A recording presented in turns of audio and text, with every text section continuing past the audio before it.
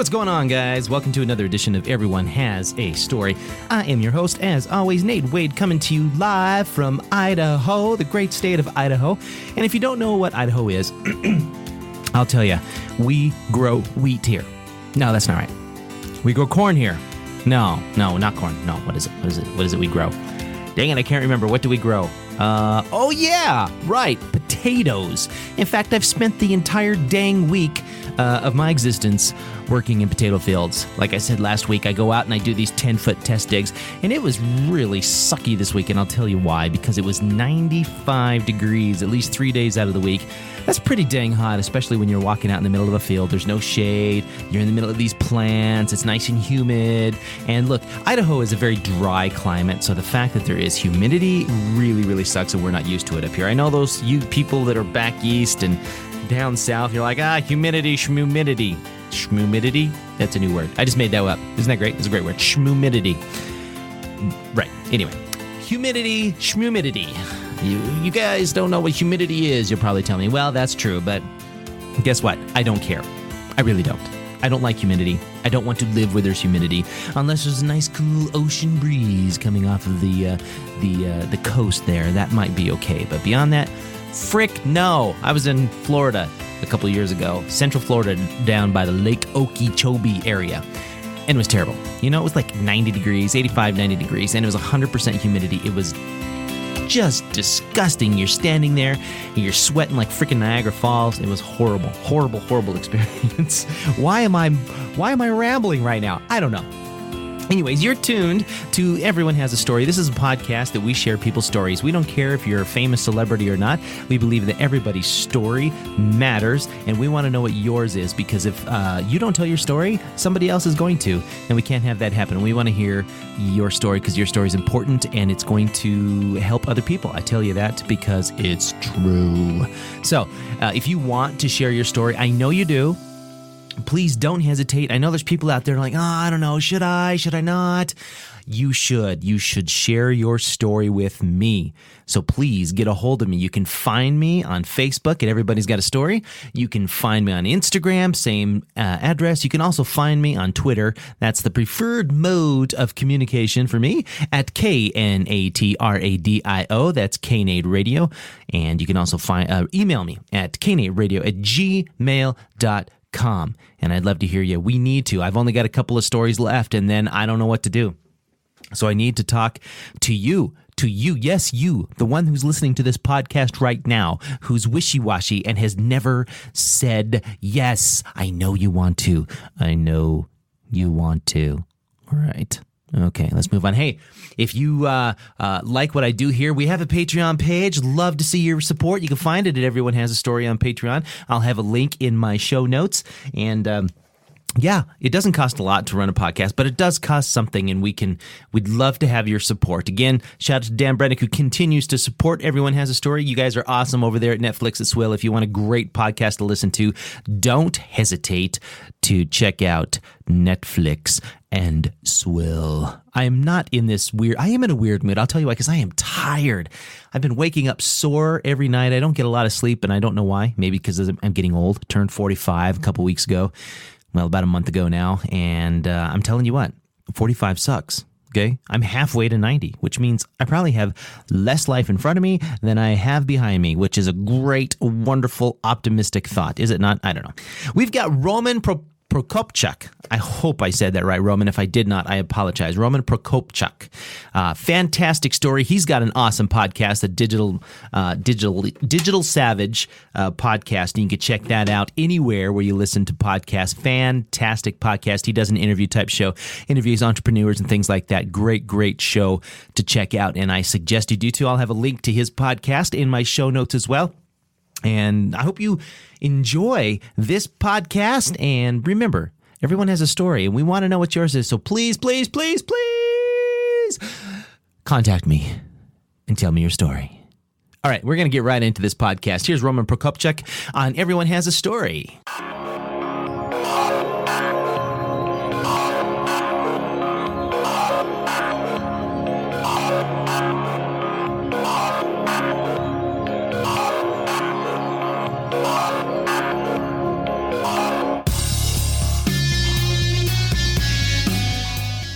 So first of all, let's just talk about your childhood. Where are you from? What's your story as far as that's concerned? So I'm originally from Lviv, Ukraine. I came here when I was 5. So we basically immigrated, myself, my mother, my father, my brother, my aunt, and my grandparents in 1990. Okay. It was still under the Soviet Union. And to get to the United States, it was kind of a process. You had to have a sponsor. And then people from Eastern Europe would have to go through Vienna, Austria, and then Rome, Italy, and then come here. Oh, wow. So, but you guys, I mean, basically it was a legal type of a situation, or was there some sort of defection there, or how did that work? The Soviet Union at that point started to get a little bit more lenient. Okay. Ukraine got its independence in 1992 Right. from the Soviet Union, but it was, I guess, Gorbachev started kind of lifting, the Iron Curtain. And you needed a sponsor. So we had a distant family relative, like, my grandmother's like third cousin or something. And they agreed to sponsor us, basically take responsibility while we're here.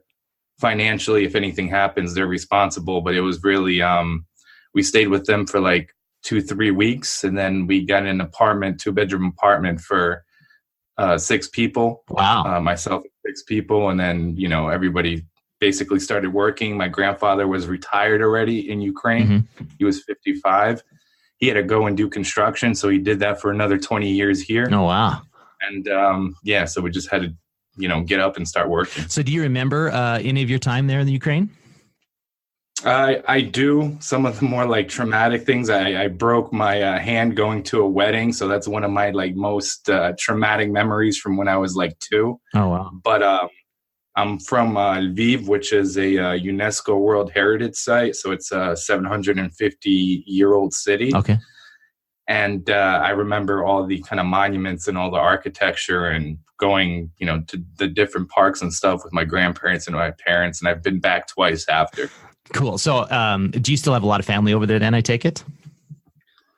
I have, I would say like cousins and like more distant relatives. I have like a lot of family here scattered around the United States on the East and West Coast, and some that I have never met. I have family in Argentina. I have family in Australia that I've yet to meet, but they're more kind of a distant family. Oh, wow. So family all over the place then. Yeah, wow. Pretty much. So when you immigrated to the United States, what state did you move into?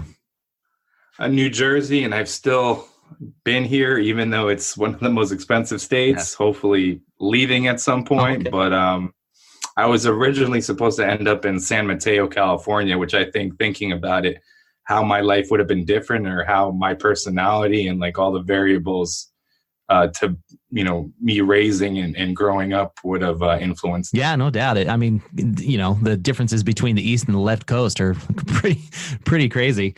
So when you grew, you said you lived in a 2-bedroom apartment house with all those family members. How long did that last? I would say like 6-7 months. And then my father went to do construction. My mom started cleaning houses and doing stuff like that. So we got our own place, I would say 6 months after that. Oh, okay. Great. So did you go to public school, or what was your education like? I did. And I had to do ESL, which is English second language. So whoever comes to the United States or is in the United States that goes into the school system that doesn't speak English, you have to take separate kind of courses on top of your curriculum to learn how to speak English and become fluent. Okay. So did you have a hard time learning English, or was it pretty easy? Well, it was in kindergarten. So it's around that time where like languages are easier to pick up.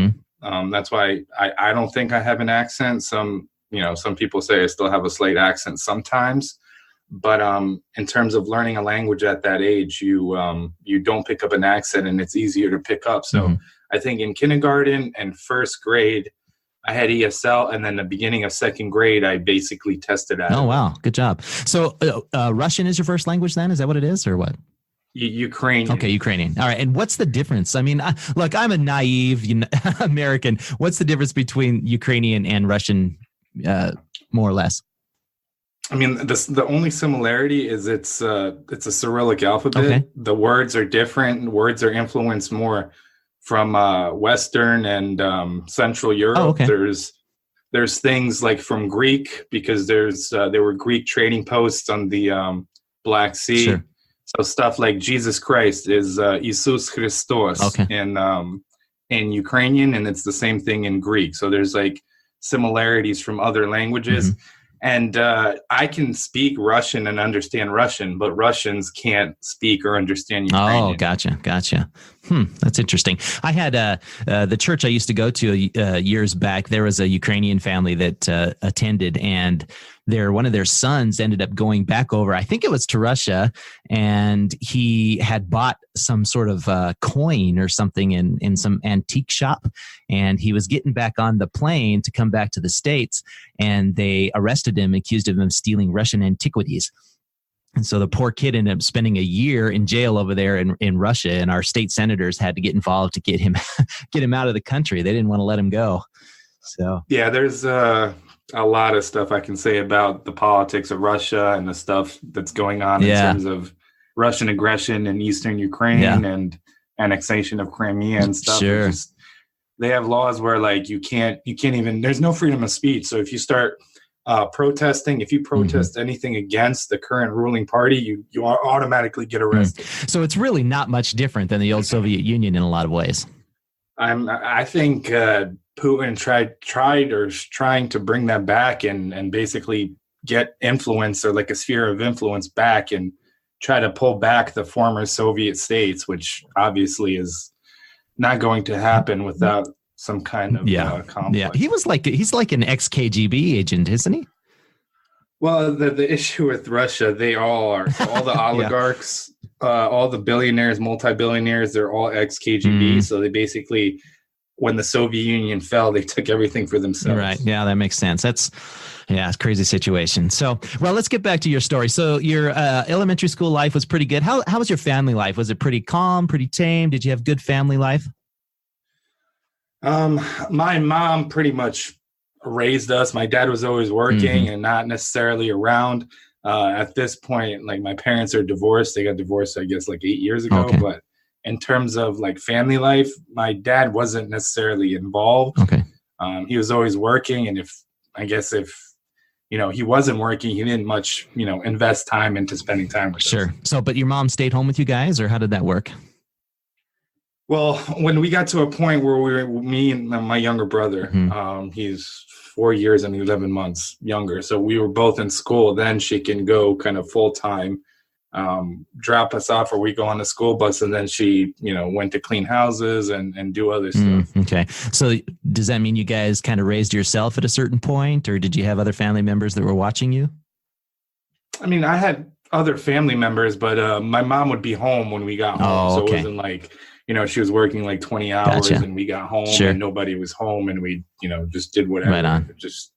She kind of synced her schedule to, what we had, and tried to be home as much as possible, as best she could. So how was your your high school years? Did you enjoy school? It was all right. I guess 9th and 10th grade, I went to up until 10th grade, I went to public school. Then I went to private school. Oh, okay. For 11th and 12th grade, private Christian high school that I played soccer, baseball, and basketball for. So like the sports experience was nice. It was a lot smaller. So I went from like a 2,000 person school to 150 person school. Yeah. Wow. That's kind of a change, huh? Yeah. I mean, and that's everything. So like that school had like K to 12. So I'm not saying just the high school. Yeah. So like my graduating class had like 8 people instead of like 800. So. Wow. I mean, that's probably nice, I guess. Yeah, it is. I mean, it's different. I didn't mind it. I got the work done. I still had friends in my town and stuff because the school was in a different town. So it didn't necessarily negatively influence me in any way. Yeah. So what is your religious background? Do you still go to church, or how does that work? Yeah. I consider, excuse me, I consider myself like non-denominational. So like I'm more about having a personal relationship with God. So I try to go to a non-denominational church. I still go to, as much as I can, to the church I went with my mom. Oh, okay. We moved a little further away, so it's about like 50-minute drive. but when I can, I still do. My wife actually and I had a 5-year anniversary vow renewal about 3 weeks ago. So we had the pastor of that church officiate that. So that's great. That's cool. Right on. Well, that's good. So you went to church pretty much throughout your whole childhood.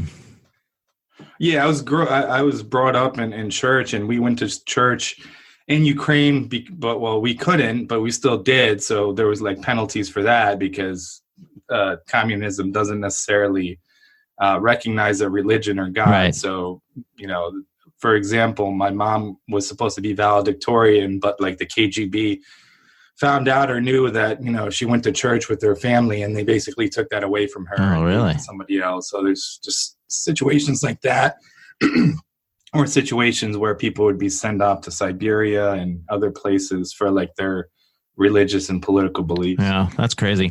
It's interesting because I hear some people around here, at least in the United States, talk about religious persecution and whatnot. And I'm like, you know what? There are times where probably people who have a professed faith might be censored a little bit, but I don't think we even remotely know what it's like to be persecuted for being a Christian in this country. I just don't.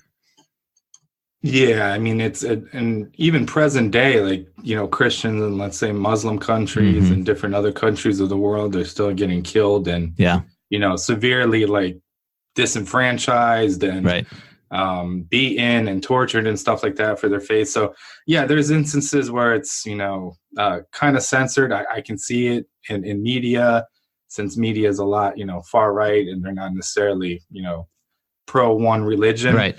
But in other countries in the world, it's even present day, it's a lot harder. Yeah. So you got through high school. What year did you graduate high school? 2003. 2003. Okay. And what'd you do after that? I went to college, Rutgers University in New Jersey, the State University in New Jersey. Nice. And did you graduate from there? Yep. In 2007, 2008, when the economy tanked in criminal justice. Oh, okay. Yeah, right before I graduated, I had a internship with the Secret Service. It was the last few months of Bush's presidency before Obama came into office.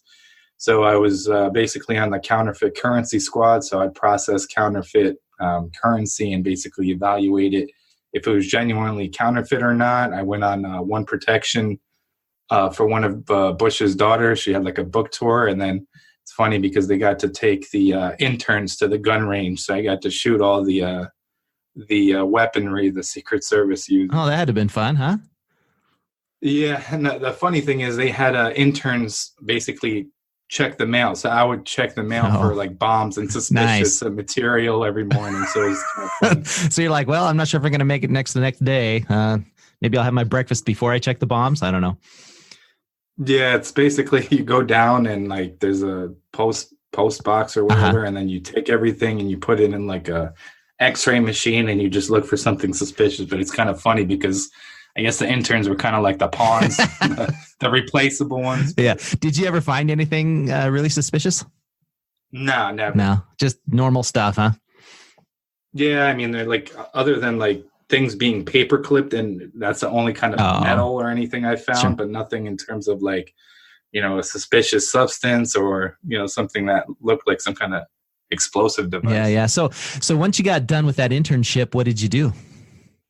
So the economy basically crashed when I graduated, and I was hoping to go into criminal justice, but during that time, federal, state, and local law enforcement agencies basically put a freeze on hiring. Okay.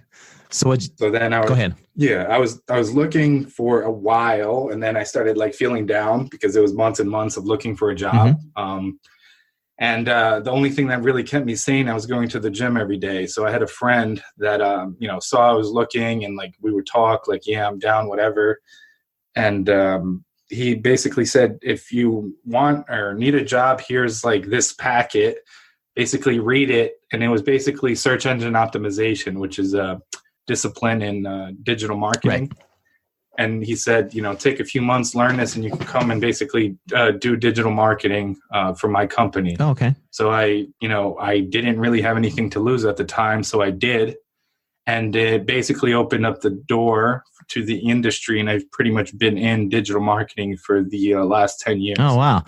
So what kind of digital marketing? I mean, do you do mostly SEO, or do you do a lot of other kinds of things with that? I do SEO. I do paid search, organic social, paid social, analytics, general strategy. So at this point, everything that runs the gambit. After that, I've been at several agencies across the past few years in different director roles. I started my own agency / consultancy in 2012. Okay. And for the last almost 3 years, I've been pretty much remote. Oh, okay. And so what do you mean by you're just working? What do you mean by that exactly? So my agency's structure is there's no physical location. So there's employees all over the country. When a project comes in, these people are either freelancers or I've networked with them and have a personal relationship with them. And I know how many hours of the week they have left over to activate. Oh, okay. So basically, if I get a client, I structure the client and it needs to be fulfilled, let's say, 20 hours, and this person has 20 hours, they get activated and basically put on the project. I know their bill rate. I know, their quality of work, that kind of thing. And then for the last 2 years as well, I've been working for a company called Cubic Consulting directly, heading up, basically running their digital marketing efforts for the company itself. They're in the analytics consulting space. And the company itself is remote as well. So it just was kind of a getting used to experience 3 years ago, just going fully remote, because majority of the time I'm either working from a home office or somewhere from, a Starbucks or a Dunkin'. Yeah. So obviously you've been pretty successful at this then. Yeah, I would say so. And I think I'm making or commanding what I'm commanding in terms of compensation at this point that I'm satisfied with. Like I started my podcast a year and a half ago as well. And I've been trying to get into more speaking engagements and stuff like that. So I did my first one at the College of New Jersey in March, basically speaking to outgoing digital marketing students about like the climate of the industry. And then just straight up trying to talk to them like, I was a student at the time, because professors may not share everything with them. And they kind of were a little, I guess I wouldn't say delusional, but they had other thoughts of what the industry was like or what they, hope to get into when they graduate. Right. So what inspired you to start the podcast then? I've always wanted to podcast. I think it goes back to like 2012, 2013. I don't want to give like the cliche like Joe Rogan experience, but he's kind of like the godfather of podcasting in a way. Yeah. So, I mean, I like the format of his show, and I just thought it's a great way, like indirectly networking if you're interviewing people, because you build that relationship. Yeah, absolutely. And my basically format of my podcast is basically like the first, we jump into like the journey. So where did you start and how did you get to the kind of 2019 you, both personal and professional. So you can see how that business professional or company founder, whoever the person happens to be on, where they came from and how did they get to where they are now, giving some advice to people that may want to do what they do, what motivates that person, and basically like weaknesses that those people turned into strengths as well. Nice. So it's kind of really a positive, motivational type of a podcast then. Yeah, it's positive, motivational kind of business. There are a lot of digital marketing kind of founders and, startups and stuff like that. But I've had people, I've had, triathletes. I've had people with weight loss journeys. I had therapists, psychologists, which are cool, that they kind of analyze how people think and give advice for people that may be down or depressed, because, people that are entrepreneurs oftentimes struggle with depression and other mental issues because the journey oftentimes is lonely and you're by yourself. Yeah. So figuring out how to be healthy mentally to kind of achieve your kind of maximum potential. Well, that's great. So you said you've been doing that podcast for an hour and a half, dear Lord, a year and a half. There we go. Yeah, it seems like an hour and a half. Yeah, a year and a half. Yeah, good deal. So you do it weekly, or what do you do exactly? First the format started, basically it was myself. Mm-hmm. So myself talking about my experiences as a foster parent, what I'm going through, about different actionable digital marketing strategies and techniques businesses can be using in different industries. Me commenting on things that are going on in the digital marketing space and other things related to business. And then in early March, I switched over to an interview format. Mm-hmm. So I interview, like I said, founders, CEO, executives, business leaders, kind of the gambit of, professionals. And that started in March. So right now it's 2 episodes a week. Oh, right. Gotcha. Wow. That's intense. Yeah, it's a little aggressive. Yeah. I thought about 3, but 2 is still good. You thought about 3? Yeah, just to kind of get the ball rolling in terms of momentum, because a lot of the guests have social media presence and email lists and stuff like that. Sure. So obviously the faster I release, the faster I get in market. Right. Yeah. The more they promote and the more, people that I have potentially to, gain new subscribers and listeners. Yeah, that's a good point. Yeah, I've ended up having to go through almost kind of a seasonal format with this podcast, because my approach is just try to interview like anybody, regardless of what their story is, or even if they're just, just some Joe Schmo off the street kind of a thing. But I've found that it's incredibly difficult to get a lot of people to be willing to talk about themselves. Now that's surprising, because most interview inquiries I do, I'm more than willing to do. And I think, like you said, I give a podium to anyone. Mm-hmm. So if it's somebody starting off like straight out of college or something like that and has something to share, I'm more than willing to have that person on, and I'm more than willing to have somebody that just started or has and built a $500 million company. Yeah. So I kind of want to be not excluding people just because they don't meet a certain criteria, because I know obviously some podcasts do that, and I kind of want to stay, regardless of how big it gets or how stagnant it stays, I still want to be kind of avenue or a channel for somebody to, have their voice heard. Yeah, that's good. I mean, because everybody, like you said, everybody's got that certain point in their journey, and they may be successful. Their bank account may not show up, but they still may be some sort of a success in some other way. Yep. Your bank account doesn't necessarily state your success. Right. I mean, it depends how you got that, number one. So you could have been handed that, so you don't know the story behind that.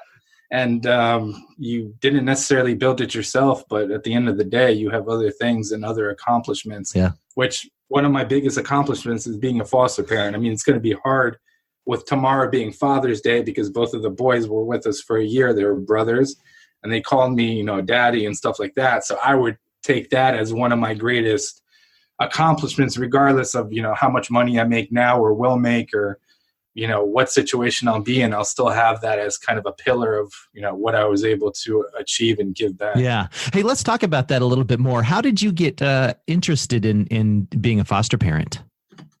So, I mean, it came about me and my wife for the past 2.5, 3 years have been doing kind of fertility treatments. Mm-hmm.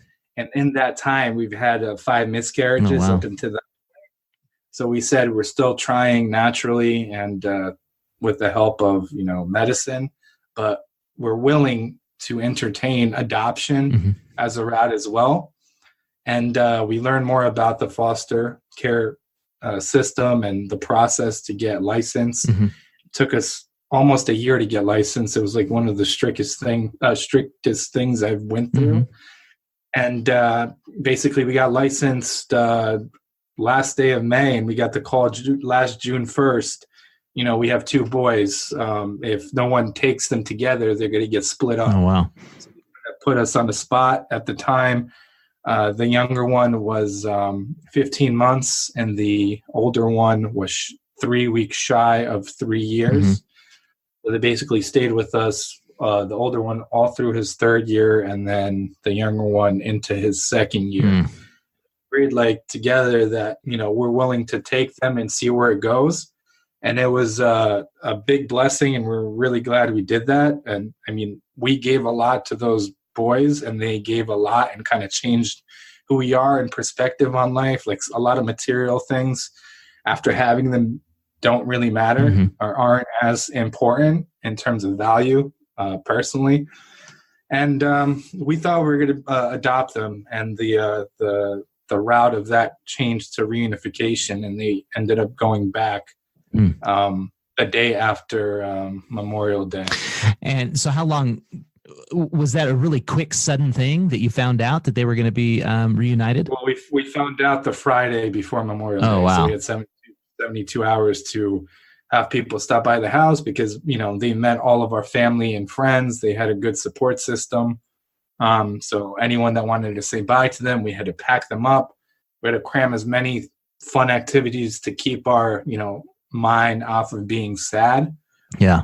And, we basically, till the last, I guess, hour, we did stuff with them and try to, not allude to the fact that, we would be super upset and depressed, and right. Try to, be as happy as possible around them. And now they're back with their biological mom. So it had to have been pretty heartbreaking though.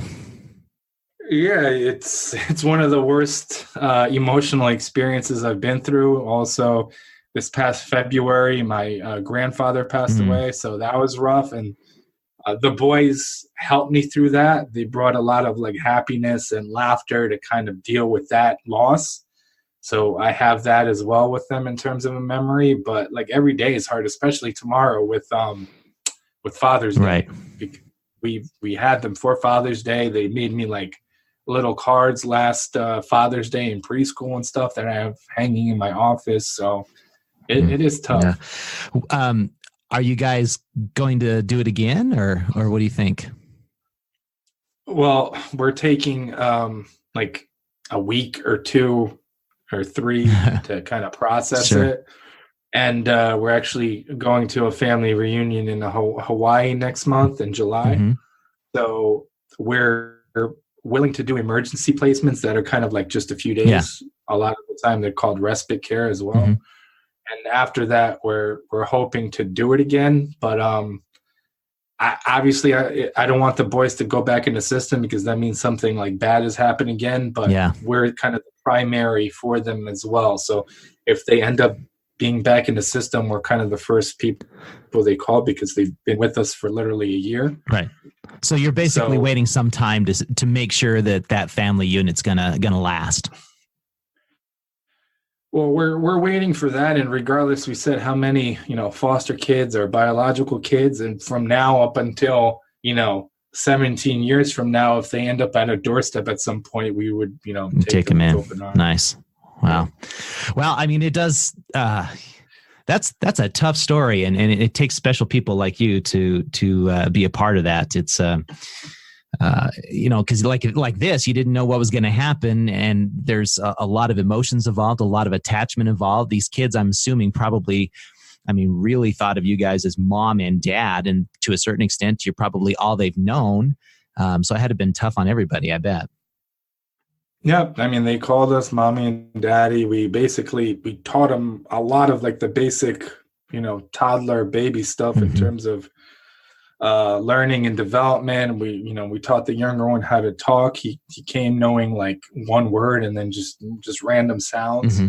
The older one, the endless nights sitting in urgent care and emergency room with them. So, we took them to Disney. We took them to a million places just to show them what, life can be or is, regardless of the situation they go back to. Yeah. That they have that and they can experience that and have those memories. Yeah. And like I said, we were told to begin with that the biological mom would have her parental rights terminated, and they would be open or up for adoption, basically. Oh, wow. But in the foster care system, something can change in 24 hours. Yeah, sure. So it's not a guarantee, final sign off and that's it. And we didn't necessarily have a good experience with some of the state employees in terms of how they handled the case and stuff like that. Mm-hmm. So it's just, the boys were a blessing. The process was, a stressful thing. And if I could advocate for overhauling the foster care system in terms of, being an advocate for that, I would. Yeah. So, well, on top of that, what is, so right now you're doing your podcast twice a week, and you're trying to get some speaking engagements as well. Is that correct? Yep. Speaking engagements, like I said, I run the digital efforts for a company called Qubit Consulting as well, which is a premier IBM partner and works with a lot of Fortune 500 companies to basically better their reporting and kind of their demand planning and, utilizing predictive analytics and stuff like that. And then I have my own agency that's still active as well. Do you have anything else you're thinking about putting on your plate? You seem like a very, very busy man. I have no clue. That's a good point. I actually had a guest on yesterday. He was renting, so he stopped renting and he got an RV, and now he's working remotely and running his company while driving around the country in his RV. Oh, that's nice. That's a sweet gig. I was thinking about at some point just selling my house and then working obviously remotely on the RV and going to the States where I possibly would like to move to and just kind of get a feel of like the life there, the home prices and the neighborhoods, and then maybe go at it that way. There you go. Well, I live in Idaho. Feel free to come on by and visit. Nice. So haven't been there. Well, it's a beautiful state. We're right smack in the middle of the Rocky Mountains, and we've got probably some of the cheapest housing prices in the entire country right now. So it's changing, but we're still pretty cheap living here. That's for sure. So nice. I had a friend that moved to New Jersey from Idaho. Oh yeah. Well, that's a different change. I wonder did he like that move? I think so. I mean, he's more like just all over the place because right here, like I'm in the tri-state area, so I'm 45 minutes from New York City, 45 minutes from Philadelphia, and about 45 minutes from the Jersey Shore. Oh yeah. So it's just like a million things going on. People are like just constantly running. Like personally, I don't mind doing that in terms of like a business perspective, but I like to come back to like a more chill, laid back kind of setting. Yeah, I'm sure there's probably more people living in maybe a 10-mile radius of you than there is in the entire state of Idaho. Probably. I mean, I think the New Jersey has the highest population density in terms of the state. So. Yeah, we've got the entire state of Idaho. I think we've got 1.6 million people that live here. My little town is 61,000, and that's it. So anyway. Nice. So I like to try to end my podcast with just kind of some loose questions, kind of lighthearted questions. So are you willing to answer those? Yeah. Awesome. So the first question would be, what is your favorite superhero? My favorite superhero. That's a good. I'm going to go with Wolverine. Okay, why's that? I had Superman first, but Wolverine is just like, I don't know. He just keeps coming. I don't know. Yeah. In situations in the comic books, he's like the unlikely hero. He's not like the perfectly like clean cut dude like Superman, right? Or some of the other superheroes. Like he'll curse every once in a while. And I don't know. I think he's like a genuine person in a way. If you're reflecting a superhero. Yeah, he's kind of an anti-hero in a way where he doesn't really want to be a hero, but he ends up having to be in that. Yeah, he's forced. Yeah, he's forced to. Gotcha. Okay, number 2 question. What is your favorite music band at the moment?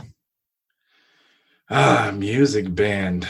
Good question. There's a rapper. I think he's Christian, but he does like secular stuff as well. I think NF. My son's a big fan of that guy. Yes, I have the 2 of his CDs like on just loop in my car, so it's pretty motivating. Yeah, he's pretty good. He deals with a lot of issues that maybe a lot of other Christian rappers wouldn't deal with. I mean, he deals with depression and suicide and things like that, and but he's good. I like him. So yeah. Go on. Oh, no, that's fine. Number 3 question. What is your favorite quote?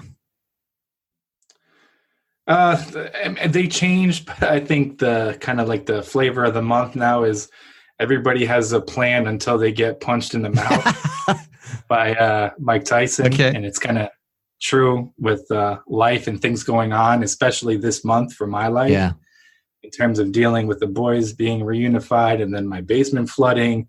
And it's like, I'm waiting for that third thing that, they say like things come in threes. Yeah. But it's kind of, you always have to pivot regardless of whatever you have your life planned or, what you envision your life to be. There's always something that's going to happen. It's kind of a hiccup regardless what part of your life you're in. Right. Yeah, that's good. The last question, your favorite piece of advice. It's cliche, but just don't give up. It's not, for me, it's really not an option in terms of professional, because in terms of my career, I've been constantly learning, and I've built up myself and turned something that I could have stayed depressed or turned to like alcohol and drugs about not finding a job and stuff, to basically harnessing a skill that I thought I would, I never had. I pulled it out of myself, and I never thought I would be a foster parent, but that happened, and I still dealt with, manage my time well to be there for my wife and my kids, and then going to networking events, dealing with clients, doing the podcast thing. And, you can make anything work as long as you don't give up. Yeah, that's good. Well, Roman, I appreciate your spending time with us today. You're an incredible person, and you're highly motivating, and I wish you the best in all of your endeavors. I appreciate it. Thanks for having me on. Yeah, thank you. Appreciate it. Roman Prokopchuk on Everyone Has a Story. Hope you enjoyed a fantastic story. Thank you, Roman, for stopping by the studios and sharing your story with us. Please check out his podcast. You can find it at the Digital Savage Experience Podcast. Great podcast. Like I said before, he interviews entrepreneurs and people like that, and you'll learn a lot. It's a great podcast to check out. And I want to hear your story. Please get a hold of me, all right? This podcast does not exist unless we have people like you that are willing to share their story with me, all right? I hope you guys have a fantastic week. Thanks so much for listening to my podcast. You guys don't know how much I appreciate it. And if you haven't yet, please leave a review and a rating on Apple Podcasts. I would truly appreciate it, or anywhere you listen to podcasts, but that's really the preferred place to do it. And we look forward to talking to you next week. Until then, remember, everyone is unique. Everyone has a story. What's yours? Have a great week, everyone.